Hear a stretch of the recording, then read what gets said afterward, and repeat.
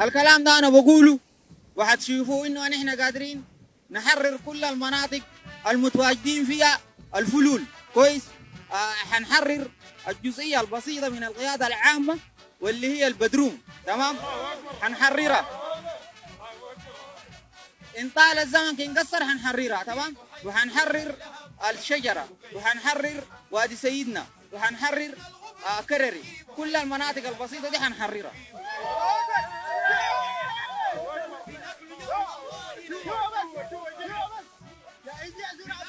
تمام؟ وفي حاجة دارين نقولها، كل ما المعركة دي يا جماعة استمرت لقدام نحن منتصرين وشايفين براكم ومتابعين، لأنه نحن إعلامنا إعلام صادق، قاعدين ننقل الحاجات من قلب الحدث، تمام؟ ما زي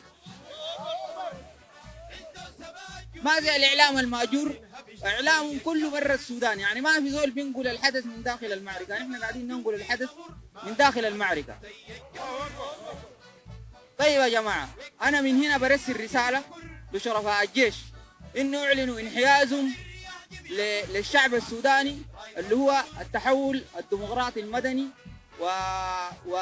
ودي القضية أنا بالنسبة لي اللي هي خلت إنه الحرب ذاتها تقوم. ونحن والله منتظرين وما عندنا أي زول برجع ورا قدام بس. أحيي شرفاء الدعم السريع وأحيي كل الشعب السوداني الأمين.